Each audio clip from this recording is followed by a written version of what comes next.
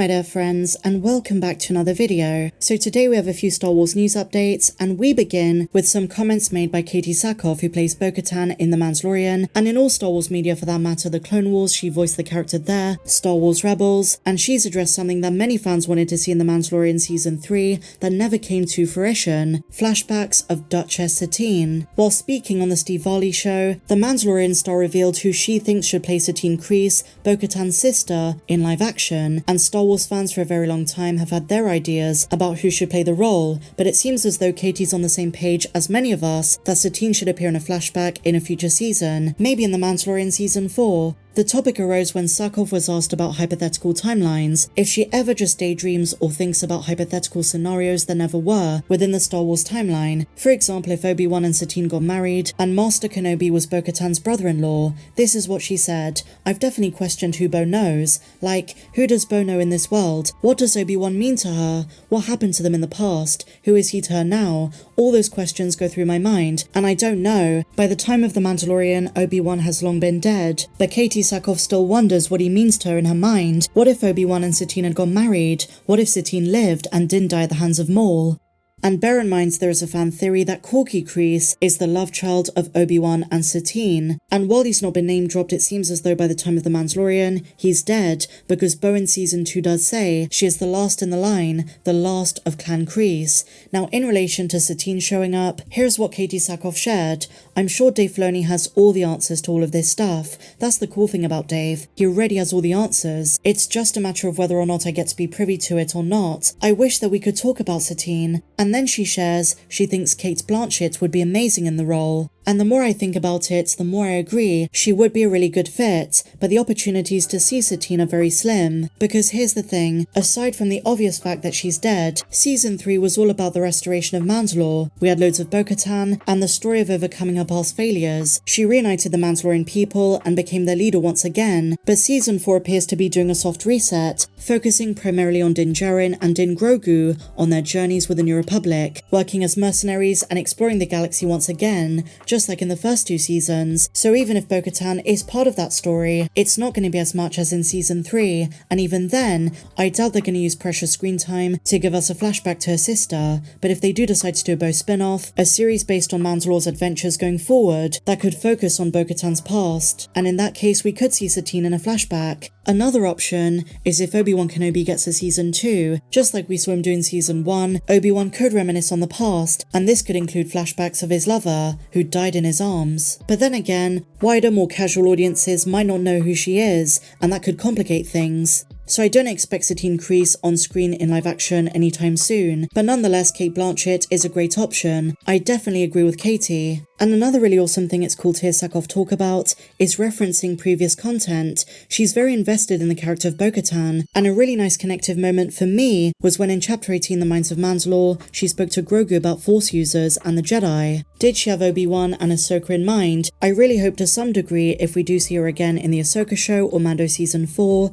her past is referenced. Her experiences in the Clone Wars that we as fans are very invested in. And there is a lot of dark stuff to her past. She's not perfect, far from. She's done a lot of bad things, but in the context of this, she did know some very awesome people. But Duchess Satine is one character who was ignored. And while Bo-Katan does mention her past, her childhood, the royalty she grew up in, she never name-dropped Satine specifically.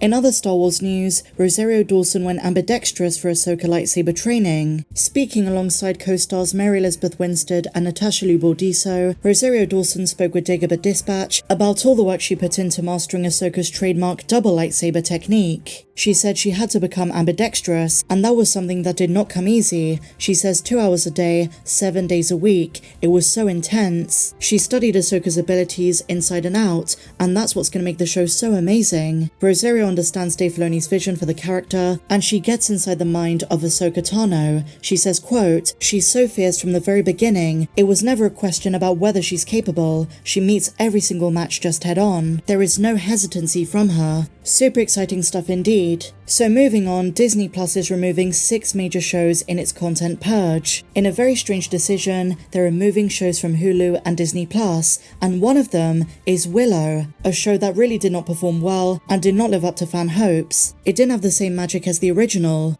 And so now, my dear friends, Let's talk about the Disney Star Wars Galactic Starcruiser. This was so expensive and rather unpopular that it's closing permanently in September. This came as breaking news last night, but didn't surprise anyone, and they decided not to renew many entertainment cast contracts. The Starcruiser did win the T Award for Outstanding Achievement in Brand Experience last year. This thing was far too expensive, and for most folks, not worth the price tag. There are so many better options and experiences for a family of 4 for $6,000. Back in May of 2022, Bob Chapek, CEO at the time, boasted continued high demand for the Starcruiser and an expectation of the two-night experience to reach 1,000% utilization for the third quarter. The Starcruiser offered a 3-day, 2-night immersive Star Wars adventure on a fictitious cruise ship where guests became part of the Star Wars story. In the conflict during the sequel trilogy between the Resistance and the First Order, there was live entertainment, meals, drinks, but a lot of fans were puzzled how underwhelming it was for the high price tag. And now, it's coming to a permanent end. I suppose that's what happens when you outprice most fans. It was a fun idea to begin with, but a lot of decisions did not make any sense, from the financial aspect to when it takes place in the timeline. The immersive experience doesn't have any OT,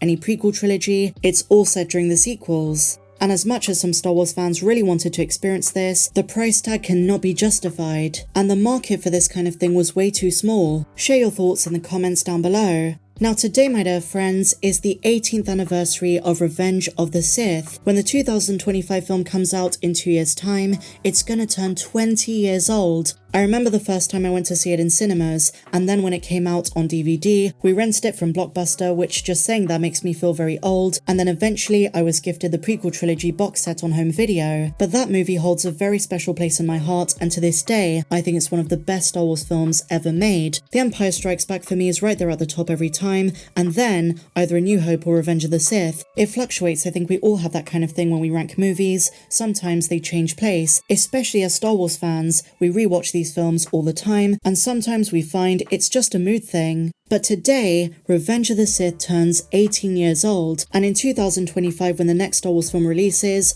I hope in the build-up, we do get a re-release. I want to see Battle of the Heroes on the big screen, hear the John Williams soundtrack blasting in my ears. I want to see Order 66, Anakin's fall to the dark side, and that magnificent, wonderful opening, the battle over Coruscant. I love this film, and I'm so excited if they decide to do that. Just as they did this year with Return of the Jedi's 40th anniversary, and you never know, we might get The Force Awakens 10th anniversary that year too. It's more than likely it gets a re-release because it does feature Rey, and the next Star Wars film in that year is all about her, the new Jedi Order. But as I say, happy birthday Revenge of the Sith. Let me know in the comments down below your favourite scene from that film. The final installment of George Lucas's prequel trilogy to wrap up the saga. And that film has so many memes, and let's be real, we all want to hear "do it" and Obi-Wan say hello there on screen, on the big screen in cinemas. So fingers crossed there is a 20th anniversary release, but share your thoughts on this and everything we spoke about in the comments down below. If you enjoyed this video, please be sure to give me a big fat thumbs up, subscribe if you're new, and I'll see you in the next one. May the Force be with you always.